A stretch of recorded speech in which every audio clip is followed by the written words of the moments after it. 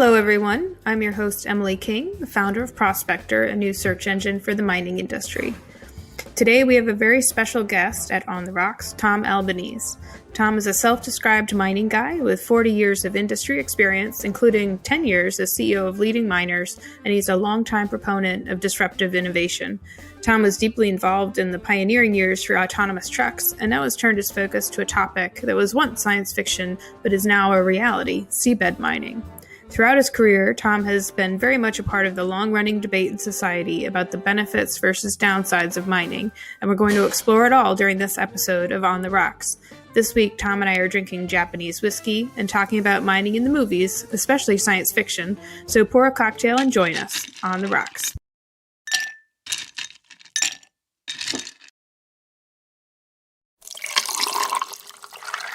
So, Tom, it's so exciting to have you here on the rocks tonight. Thanks for joining us from your very cool wine cellar. Well, it's great to be here. And you said that it's going to be on the rocks, so I thought I'd get some Japanese whiskey and take you to my whiskey tasting cellar. So that's one of the things I've been able to put together when we built this farm a couple of years ago. That's very cool. And you're up in New Jersey? Yep. Is that where yep. you're? Yeah. Although you did mention that you were drinking yours neat. So I did think, well, we might not be able to have you on since it's not technically on That's the rocks. That's from all the years living in London. They don't use ice there.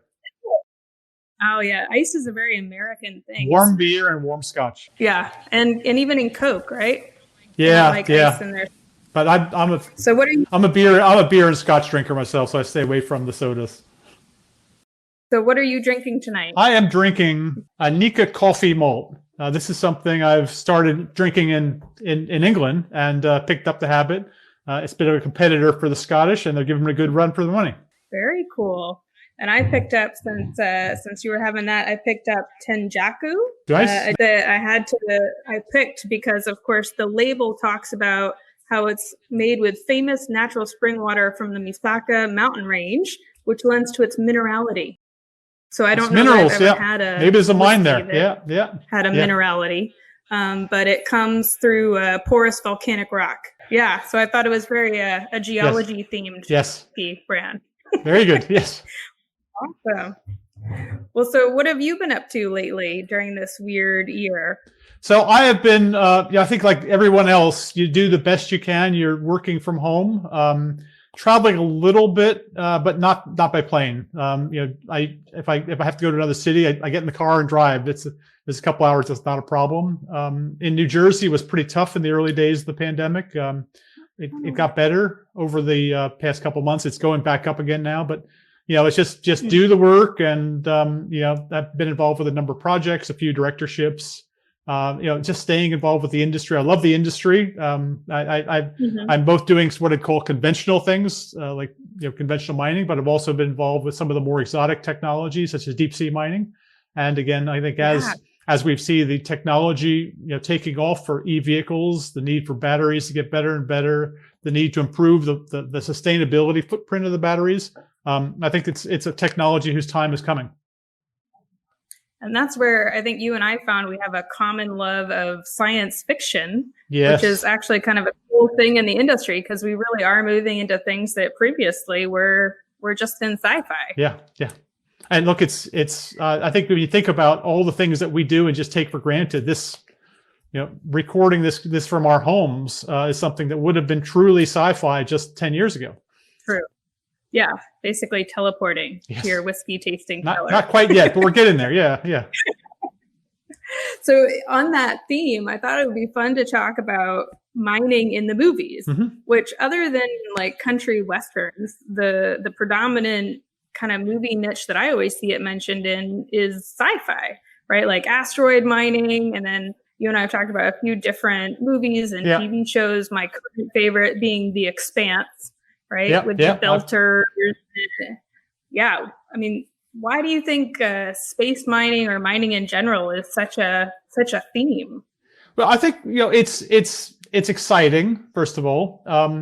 Whenever you see a science fiction movie, you see the ships are really big. They're monstrous. They've got if you look at them, they've got lots of metal, and the metal's got to come from somewhere. And they tend to have to have some type of conflict in the plot, and maybe the conflict might be for the resources, or might see some unobtainium or some mineral that nobody else has. So basically, you're creating a lot of the seeds for a good science fiction plot. Yeah, and then when you're starting a new colony or moving to a new planet, you're always going to need those raw materials, right? Yeah, you're chasing the resource, and propulsion. When we think about what do humans need that we take for granted on Earth? Well, in addition to rocks and minerals, you need water, H2O. That comes from potentially breaking down certain minerals, or it may come from comets and mining from comets. You need oxygen. So again, you need to find where the oxygen is, and ultimately, you're not going to bring it all from Earth. You're going to have to find those sources. So someday in the future, and it's not, unfortunately, it's not in my lifetime. It's probably not my grandkids' lifetime, but you're going to see basically more and more probing out, and more of the science that's in there. They're going to need some real breakthrough technologies on propulsion, on how do humans live and survive in that space. But we're good. Humans are good at first of all making a mess. And we'll get to that, but also in terms of just surprising ourselves with our ability to innovate. Yeah, and when I was prepping for this, I was amazed at how many science fiction movies really did deal with resources or mining. I mean, I had totally even forgotten that Dune, right, like a very classic sci-fi book and movie, and soon to be new movie, right, deals with. Look, I love the book. I love the book. I fell asleep in the first movie. I'm hoping for better things on the second movie.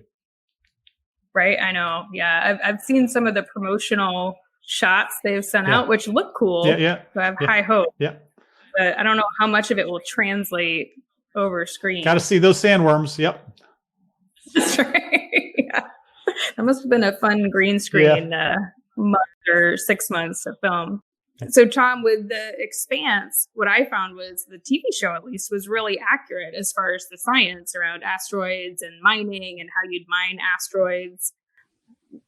Yeah, look, I think this is all going to be an evolving technology. The thing about mining, when we get to that point of mining the asteroids and an extraterrestrial activity, is going to be very light on terms of human activity. It's going to be mainly robotics. It's going to be mainly using some of the foundation technology that we're just beginning to develop now around AI. Ultimately, they're going to be able to use quantum theory and significantly increase the bandwidth of computational capabilities. And then the robots will be, and they don't have to be big robots like in the movies. They're going to be probably quite small, maybe microscopic, like they sometimes are in these movies. And they will basically go to work, and they will get the job done. Yeah, so cool to think about. And what do you think the impact is of that on mining here on Earth, like terrestrial mining, as that technology develops? Do you think mining would move off of Earth and we'd bring material back, or would that never really be economic? My own sort of view on things in general is that most economic activity needs to have a market that can be servicing it. So if you're consuming metals on Earth, you're probably going to always find it most economic to get the metals from Earth and from recycling, which I'm sure we'll talk about.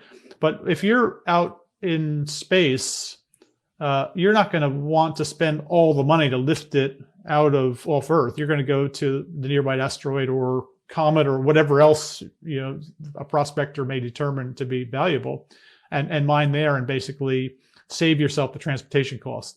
So for example, I can't see mining in space coming in until we actually have a lot of human activity in space. So really, it's going to be the market has to develop, and then the mining will follow that. And likewise, I think that mining an asteroid and bringing the material and all the re-entry and all the costs involved with that onto Earth is probably a lot more expensive than a terrestrial deposit. Unless, of course, you do find unobtainium, right? Of course, if you've got unobtainium, then you got to get it wherever you're going to obtain it. That's like I went down a rabbit hole on Avatar, like fandom site, and I did not know that unobtainium in the movie is supposed to be worth $40 million an ounce. In the dollars of what day? I guess whenever Avatar is, yes. Yeah. Okay. But that's another one where whenever I guess now people have heard about like rare earths and cobalt and lithium quite a bit because it's been in the news. But I remember a few years ago when I would talk to people about those more niche minerals, they'd be like, oh, is that like unobtainium? It's going to make all the electric cars run. I'm like, I guess so, sort of, right? Well, and I think Avatar is a good example of a movie that shows mining both in terms of some of the harsh light and some of the legacy issues that we deal with and day-to-day issues we deal with today, and also the sort of the sexy part of it, which is the frontier and moving forward. But like many other movies, the miners tend to be the bad guys. If you need to paint a villain, you get a villain. It's going to be a miner probably, like it is in Avatar. Because we do unfortunately have a poor historic reputation, both in terms of environmental and social activities. I think we're getting better. I mean, we're certainly a long ways from where we need to be, but it has left in sort of people's consciousness. Mining has a reputational issue that is going to be very difficult to overcome, and I think that's first and foremost on the mind of most mining executives. That confronting that natural challenge. How do you actually create that license that's necessary to operate? So that's the difficult part of where mining sits in movies. Then it's consistent very much with real life and real life emotions around it. So one emotion around mining is a very negative emotion associated with the villain. But on the other hand, on the positive side, the other emotion that comes with mining is sort of the thrill of the unknown, the search for new lands, the adventure, the frontier spirit. So mining tends to be out there on remote parts of the world, or maybe remote parts of the deep sea, or on the top of a mountain. Usually not in Central Park in New York City, or usually not where it's easily obtainable. It's usually unobtainable, and you have to then put a lot of effort into it. And then in terms of the future world of mining in space, if and when we get there, I hope it's just a matter of time getting there. It really is, that minerals still are scarce, and the scarcer they are, the harder it is to find them. So you really will overcome virtually any obstacle if you've got a sufficient resource. And so that's again that theme you'll see in movies is that search for the unknown, the continued stretching of humans' horizons, the humans' frontiers. Really to look for the resources that humans require to, again, raise a standard of living. So that theme you see in science fiction is not much different than the theme you would see in a Western movie in 1950s, circa 1950s or 1960s. So I think in many ways, there are very strong emotional responses and ties with mining. One quite negative, which is the legacy issue, and the other one, which is quite positive, which is sort of the next frontier. Yeah. No, and I think it's such a very separate emotion that, people get into mining because of the second, right? We're geologists. Yeah. We got into it because we love to be outside. We love nature. We wanted to, and the way I thought about it, I wanted to be able to go out to a rock face and unwind the story of how the earth was created, right? You don't get into it because you want to go and destroy someone's backyard, and yet the industry as a whole has that reputation. You've had roles in some of the biggest mining companies in the world. How do you think the industry needs to keep moving forward when it comes to that problem? Well, I think first of all, the industry could have been doing the best at everything 20 years ago. And it still would not be meeting the expectations of today. That's true, yeah. At the same time, the mining industry, let's assume that there's a company that does everything absolutely right, no accidents, no problems. They have the public license to operate. Realistically, 20 years from now, that won't be enough because, again, expectations rise. With those expectations, people get richer, people get better off. People, we still have most of the people in the world that are not living as well as you and I are, that are struggling just on a day-to-day basis. Environmental issues may not be in the front of mind. Getting by every day is a front of mind. But as they become more affluent, then environmental issues, and you're seeing this in China over the past 10 years, how it was a very dirty place to be, and now they're moving faster than anyone to clean the country up. And I see that living in India for for 4 years, where you see that in many parts of India, it is just getting by. But other parts of India, then standards are rising as people are demanding those changes. So we're going to see continued efforts to innovate, to improve, but also expectations rising that what you thought was good in year 1 is not going to be good enough in year 5. Right. And that's probably a good thing, right? I mean, it's going to lift the whole industry. It's a good thing. It's a good thing because it is progress. It is technology. It's innovation. It's the miners being more caring. Mm-hmm. And I think, ultimately it's about having a modicum of care that not just for yourself, but for those around you and for the environment around you. And again, that's part and parcel of that license to operate. Well, I think that's why in the movies, it always tends to be the same dynamic where you have the people from outside coming in to get the resources, and they really tie the local people typically to the environment that they're in, and it's a very sensitive dynamic. Yep. Usually there's a love story involved somewhere, right? Between the alien and or like when you think about in the mining cast as villains, think about the Independence Day series. Oh, yeah. The 2 movies there, because their license to operate is a unilateral deal. Yeah. And when we have to remind ourselves as we reach for the stars that there may be people out there that's a unilateral deal, that they just want to basically suck whatever the aliens in Independence Day were trying to suck out of the earth and then move on to the next planet. And you've worked in some pretty neat emerging markets. What's your... As you have. Yeah. We've even been to Afghanistan, the country closest. Both of us. Yeah. I remember. Me, a little bit. For you, a long time. But yeah. Yeah, but still, there aren't many people in the mining industry who can say that. So what would be, share with us one of your adventure stories from a frontier market? I'm sure you've got a few.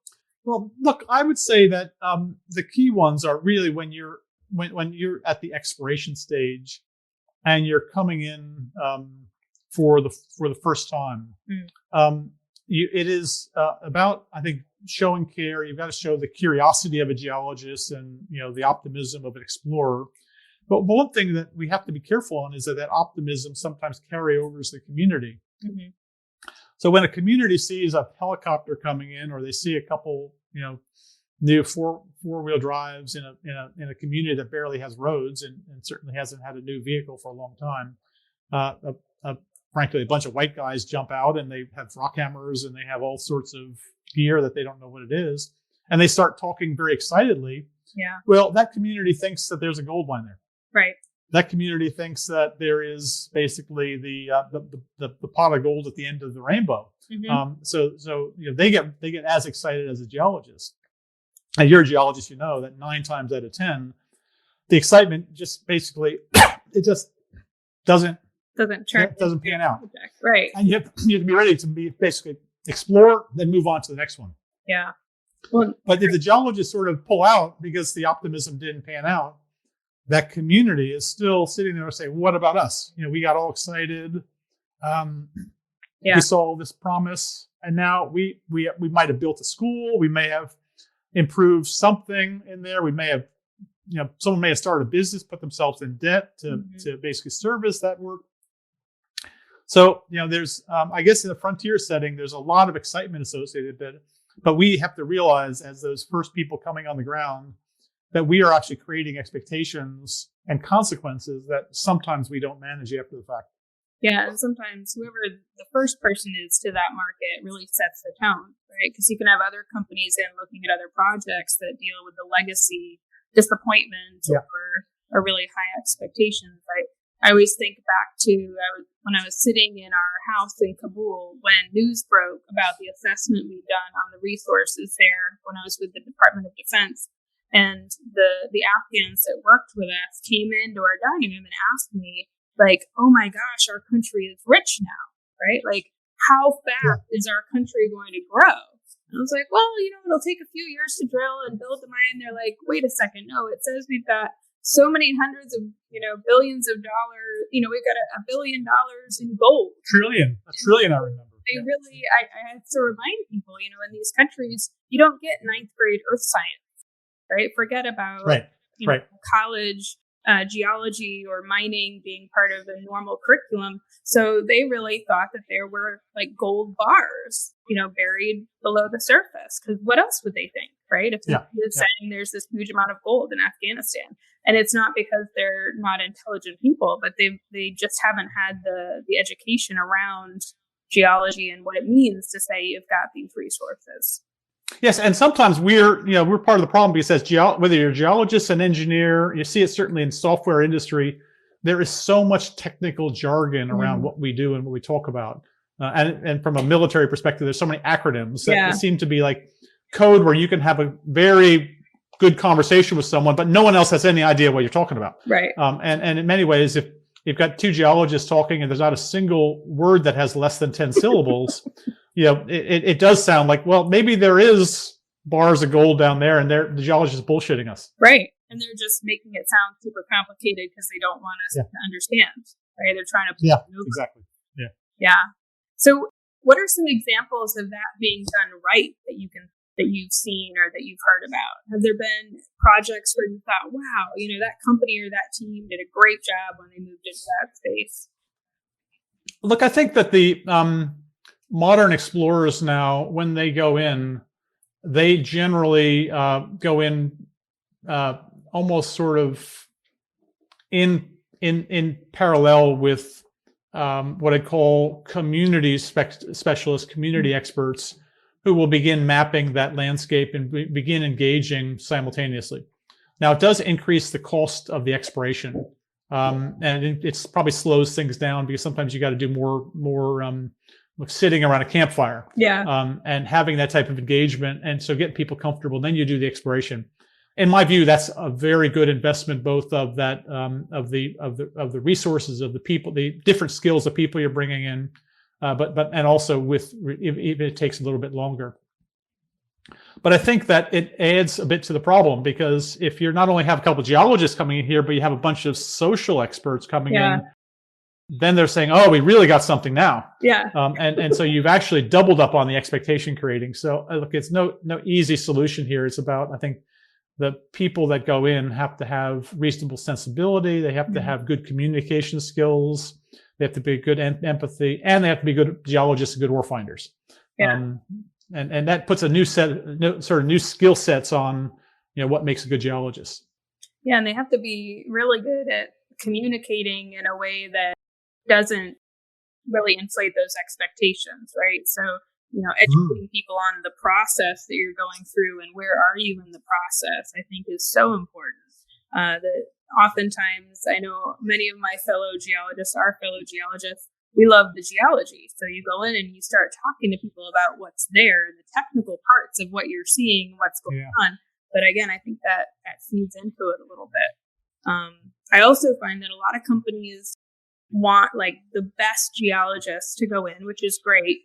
But if they can find a local geologist or a local geotechnical firm even that can do some of the work with them, then that company can help explain to the community or kind of help enter that space. That's really helpful, even though sometimes companies are hesitant to do that because they don't know the standard of work at the local company level. But I see that really strengthen your footprint and provide a huge amount of information back to the exploration team. I had an interesting conversation with a friend of mine that runs a corporate social responsibility, sustainability practice. And I said, hey, when you look at space mining, like, how are we going to have to write sustainability and environmental protection laws around space mining? And what she pointed to was actually deep sea mining, because many of the ownership issues are similar, because a lot of the assets are in international waters, and some of the environmental issues are even the same because it affects living creatures, right? It affects an ecosystem, but not humans. So how do you balance that? And I know you've got deep sea mining exposure too. Yeah. So I think, look, it's a very relevant point, and you'd think, well, who cares what you do on the moon or Mars or anything? But, I've already seen NGOs that are sort of beginning to play in that space. And as you know, the area around, for example, the moon landings, they've sort of put barriers, not physical barriers, but they've basically put legislative barriers saying there won't be any activity in those areas to preserve it for millennial. And in terms of books, I never made a movie, unfortunately, but there was the Mars series on terraforming. It was started with red Mars, then green Mars, and then blue Mars. And I read that book probably back in my 20s. And one of the themes of that was, of course, there had to be a conflict, and the conflict was, how can we dare terraform Mars and make it habitable to humans and change it? And it was actually it held back the pace of the terraforming for a while until in the case of the book, and this is going down memory lane, there was an earthquake and a volcanic eruption under the Antarctic continent that led to very rapid global warming, seabed melting. So humanity had to move very quickly onto Mars. But it was like in my 20s, you're reading about who the heck cares about what the environment on Mars is.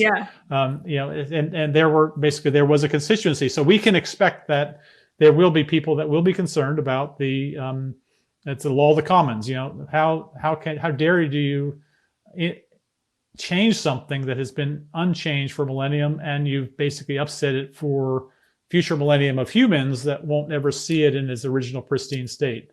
So a lot of the elements of what we're having to work with terrestrial mining, and we're now beginning to address with seabed mining when we get to that, will be something that will be on the cards when we get to, at some point, that generation gets to space. So Tom, when you look at social responsibility we have for space mining, how does that apply to seabed mining, which I know you've been involved with? Well, I think that seabed mining has both a social aspect, particularly if you're dealing with let's say island nations that have very small land masses but very large water areas, and really the only economy they have otherwise is tourism with a little bit of fishing, and then you have the global issues that are in international waters or in island nation waters of biodiversity. So I think both those are probably the two biggest issues. There are also issues associated with affecting the fisheries and those types of things, but because we're so deep, those are lesser of an issues than I think the community impacts on an island nation, and just the broader question of biodiversity, particularly given that so little of the seafloor has been mapped and so little of the biodiversity is known. I think there are types of mining and types of deposits that, in my view, would be very difficult to get stakeholder support to get going. For example, active seabed mounts, I think they're referred to in the industry as black smokers, where you have hot vents underwater that are spewing out metal-rich metals, and they create crusts and mounds that are very rich in gold and a lot of other metals. But because they are hot spots, they also attract a lot of sea life, and they attract very, very unusual bacteria that would only be unique to that location. In my view, I don't think one should even think about mining an active seamount. There's just too many issues involved. There's too many unknown unknowns in the whole area of biodiversity.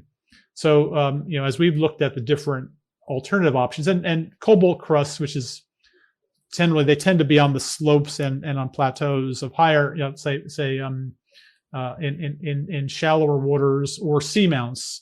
I also think they're very difficult because basically you're in shallower waters, and those seamounts themselves tend to attract a lot of sea life, particularly migratory sea life. So I think those are the two areas that I would be challenged to find, technical solutions to meet the stakeholder issues. Nodules. What's moving faster are the nodules, right? Nodules. I think they're deeper. They're on abyssal plane. There are biodiversity uncertainties to them, but there's less biodiversity down there, but it's equally important. So there it's about making sure that as you consider mining, which again, because it's going to be over very large areas, you have also equally or greater size set asides, so that you are mining some areas, but you're setting aside significant other ground that can actually provide stakeholders assurance that the net effect is not that negative. The nice thing about nodules is that the seabed is just so full of them that you can actually create very large set-asides. You can create very large marine protected areas that you still have more cobalt than exists in the whole DRC. So there's no shortage of the metal. It's just tremendous amounts of it. And then then you have to ask the question: okay, which has the least environmental impact? Mining in a difficult conflict area like the DRC, which has child labor and a lot of other issues that come in there, or a new mine where you're basically impacting forests that hadn't been up before, or deep sea mining where you're basically you have a much lower overall footprint. And as long as you provide assurance that you're creating the set-asides and the work you're doing is actually done in a way which mitigates the negative impacts. For example, if you're bringing water from down there, you can't deposit it at the ship level because you actually change the water column. So you actually, if you bring water up, you got to make sure you bring it back to down to an area. And these are all the technologies that are underway. And what I find interesting about it is that most of this work is actually not being done by industries. It's being done by academics. It's being done by governments around the world and their research, USGS, and those types of research bodies. And I've in the 4 years I've been involved with the project, I'm comfortable in saying that the hard questions do get asked. The hard questions aren't sidestepped because the people that are doing the research are generally coming from the academic or the government communities that are actually, their natural instinct is to ask those difficult questions. So if those groups that are at the leading edge of that, how do they then include industry? At what point do the companies get involved, and does that handoff happen? I think it's more of a collaborative process than what I would say a handoff, because I would see that it's a continuous effort. And I know we invited you to a undersea mining conference. It was a virtual one, just back in September, and you had the opportunity to see that most of the papers were academic papers or they were government scientist papers, and you also saw that this was the 45th year of it. So this has been actually something that people have been talking about for 45 years. This is not a sort of a new flash in the pan, and that means that there's a lot of information that's been generated over that time, and a lot of know-how that's been created over several decades. So I think that's, from my perspective, all quite positive. And I think what we'll find, like it's so many other things. This doesn't matter whether you're terrestrial mining or you're putting in a new parking lot in a suburban area. You will have some people that just say no to change. We just don't want it, period. There's always, that's just a nature of human behavior. But what you've got to do is you've got to find both scientific solutions, industrial solutions, but also, create stakeholder soundings so that the vast majority of the people are actually listening and saying, okay, well, we do want electric vehicles. So we're going to need to get the cobalt from somewhere. We want rare earths from somewhere besides northern China. Right now, China's mining and processing 80% of the world's rare earths. They're processing probably 70% of the world's lithium. They're processing 80% of the world's cobalt.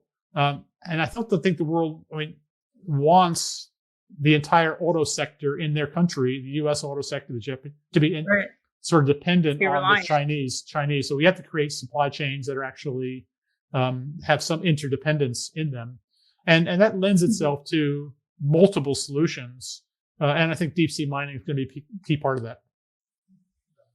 So if you were someone new to the industry looking to maybe start investing in mining, maybe you've invested in technology, maybe you've bought Tesla, you bought Apple, you've put into those and you're seeing how metal dependent those companies are. What would you tell someone like that about how to go about figuring out your first mining investment? Like, what would you tell them to look for and do due diligence on?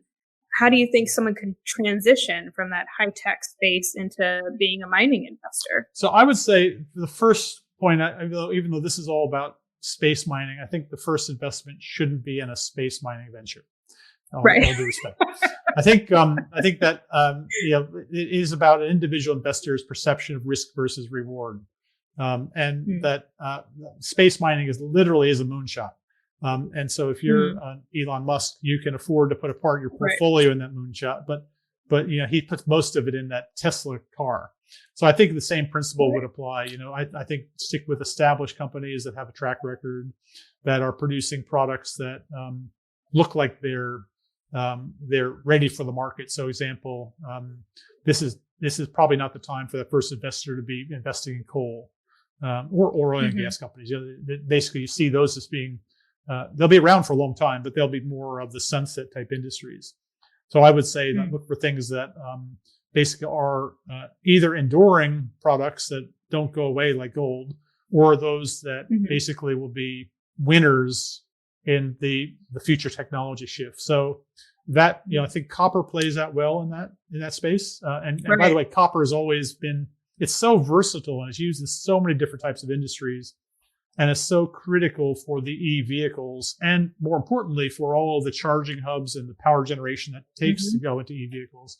So copper is going to be sort of the next oil, and from that perspective, it's in all aspects of that supply chain.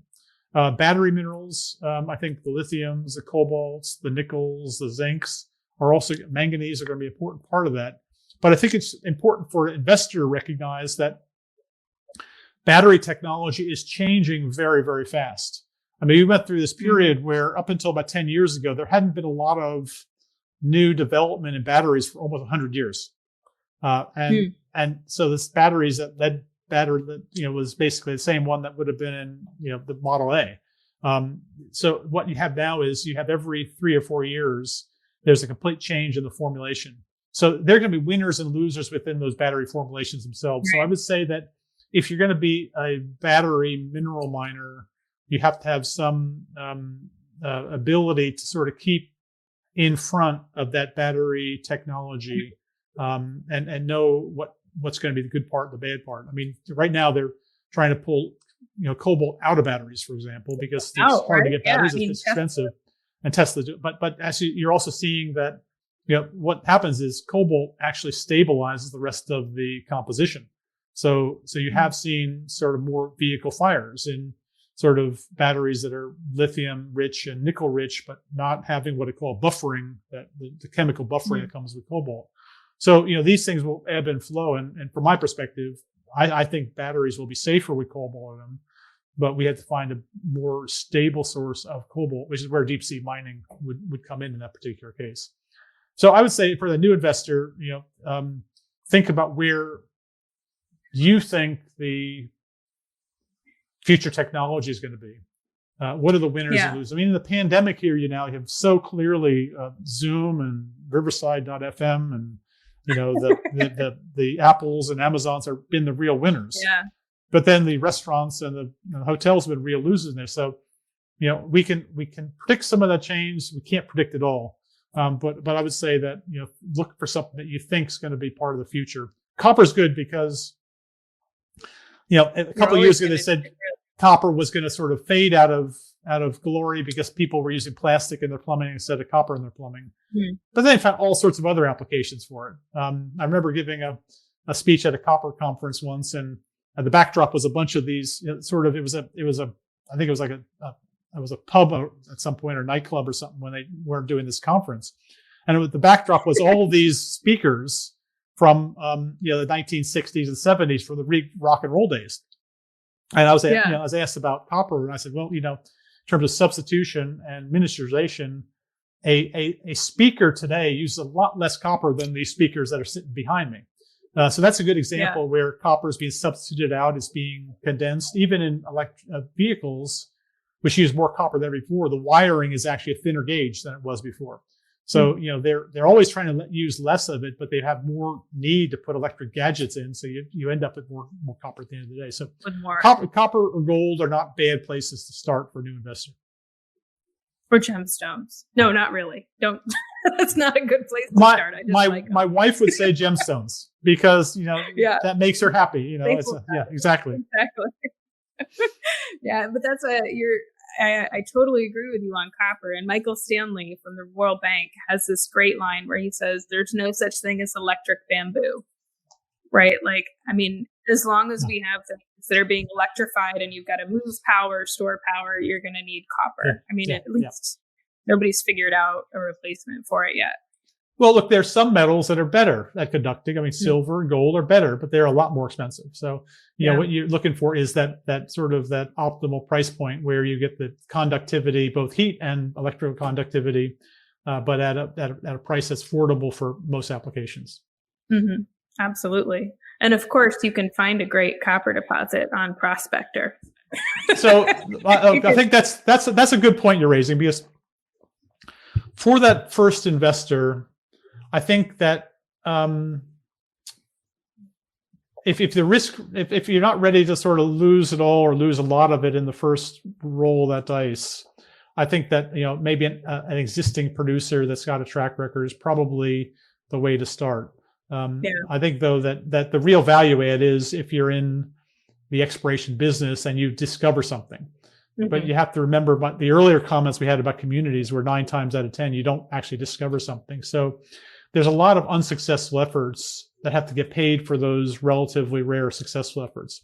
So I'd say, and if you're a very astute investor and you can follow the trends, you're not still going to not be clairvoyant as to where the discoveries are, but you're going to increase your odds. Right. Prospector is interesting because Prospector is a new technology. Mm-hmm. And the technology as it rolls out, if it's used by all the companies, it doesn't matter whether the company is successful or unsuccessful, they're giving Prospector business. Right. So as Prospector is a service provider, it's sort of like in the California gold rush, where the inventor of Levi jeans made a heck of a lot more money than the gold miners. So sometimes service providers, assuming it's not a technology that's quickly replicable, so that's the job of prospectors, to stay ahead of what is a very aggressive technology curve in most of the IT business.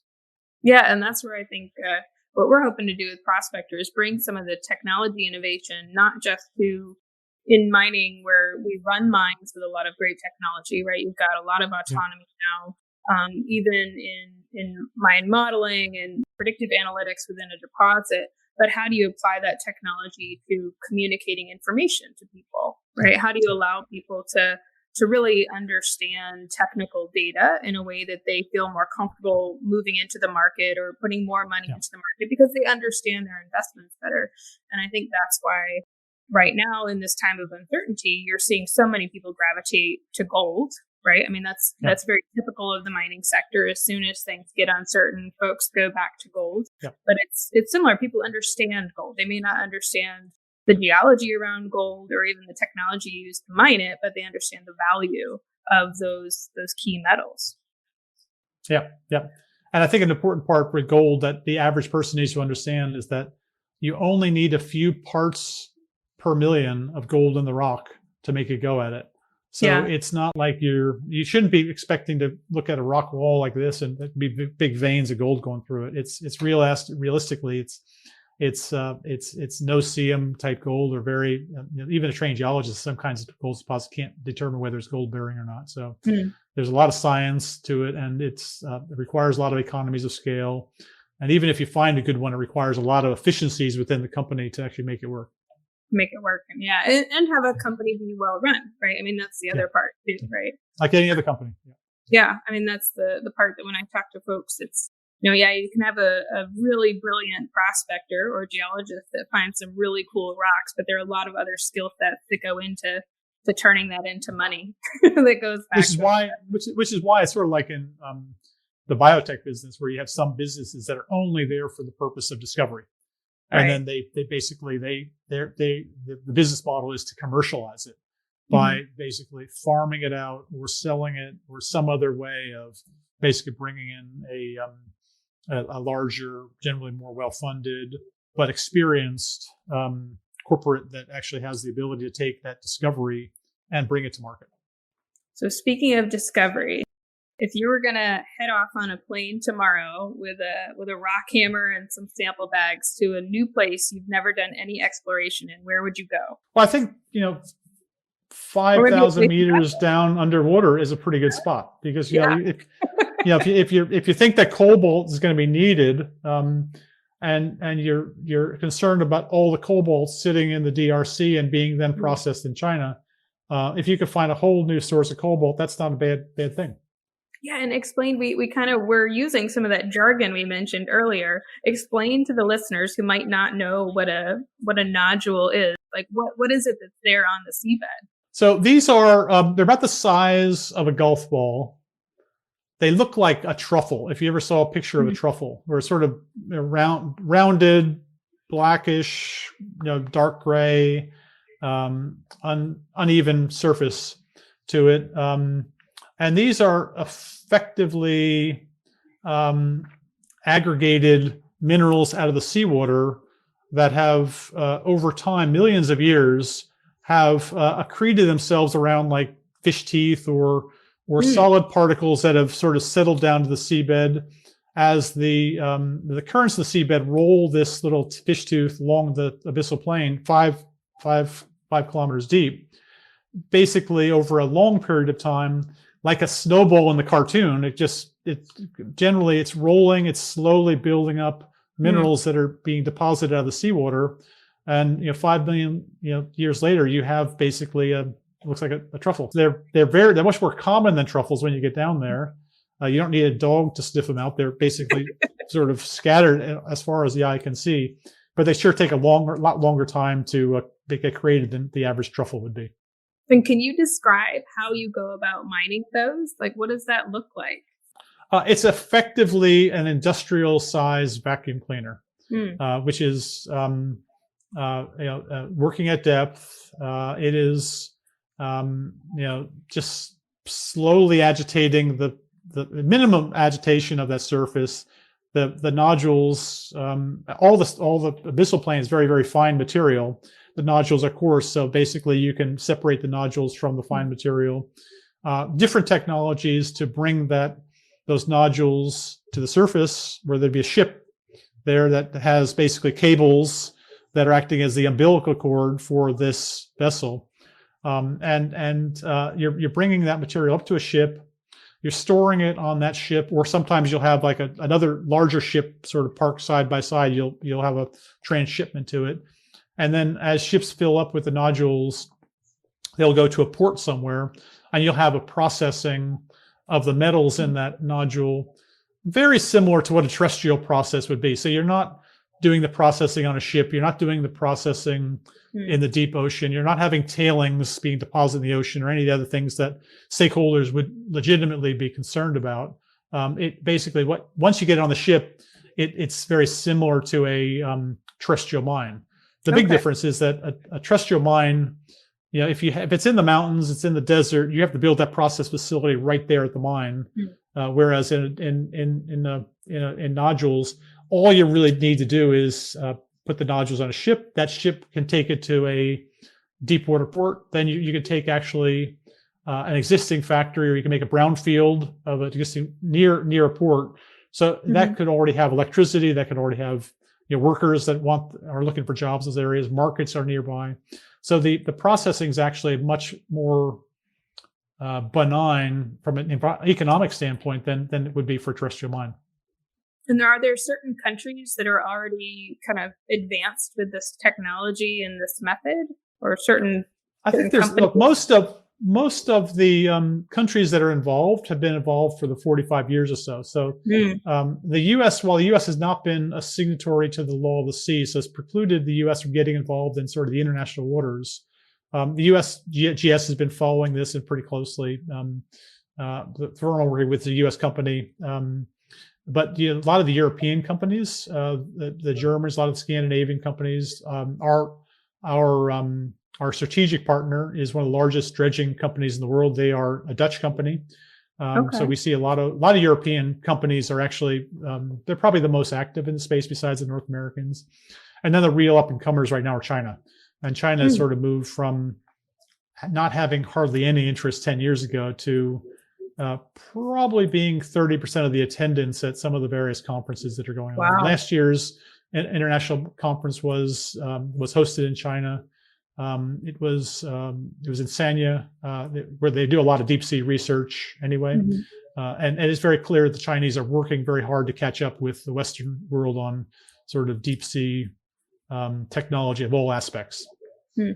Well, that definitely appeals to the adventurer in me, because in addition to wanting to be an Egyptologist when I was a kid, I loved the Dirk Pitt novels by Clive Cussler. I don't know if you've read those. Yes, of course. The ocean archaeology / spy novels, and I always wanted to work on an ocean research vessel. Which now, living in South Florida, there are a bunch of them that are based here, so we see them at the marinas all the time, and it must be a lot of fun to be out there working on that research.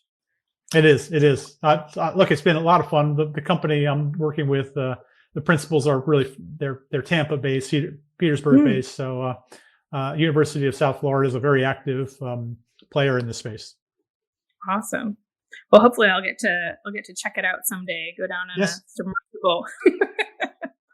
Well, thanks so much for joining us tonight. I've had a lot of fun. We've talked about asteroid mining, corporate social responsibility, seabed mining, a lot of great topics, and I've really enjoyed my Japanese whiskey. So now I've got a fantastic favorite to add. Start with terrestrial mining. We've got to do a better job making terrestrial mining work. Then we've got to the next frontier is the deep sea, but don't forget about space. That's right. Maybe not in my lifetime, but don't forget about space. Well, cheers to that, and look forward to cheers to that. Okay. Thank you. Soon. Okay. Thank you. Bye-bye.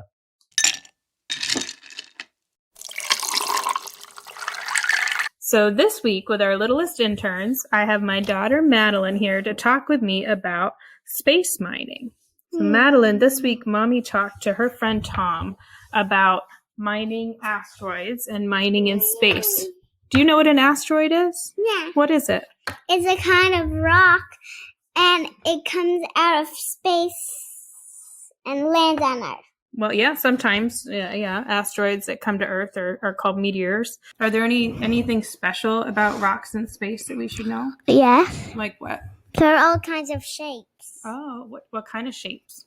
Like, some look like a finger, and some look like this big, bigger than Mom's head. Yeah, bigger than Mom's head.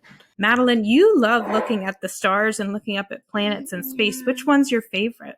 Venus. Why is Venus your favorite? Because she's sparkly like a star. Yeah, she's sparkly like a star.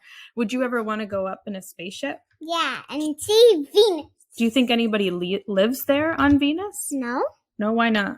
Because no one lives on there, and everyone lives on Earth. Yeah, that's true. Did you know that that Venus and all the planets, they have rocks, right? Mm-hmm. Are there other rocks in space? I call one rock named Ronco. Oh, okay. There are other rocks deep in the ocean that people are mining called manganese nodules. Can you say that? Manganese nodules. What do you think those are for, if you had to guess? You don't know? No? Would you want to go deep in the ocean to go find rocks? Yes. All right. Say goodbye to everybody. Goodbye. Thank you to our guest and my friend Tom Albanese for joining us on this episode of On the Rocks. To learn more about Prospector, go to prospectorportal.com or check us out on Instagram at ProspectorAI and LinkedIn at Prospector Portal. Thanks for joining us on the Rocks. Until next time, keep your glasses full and your ice cold. Cheers!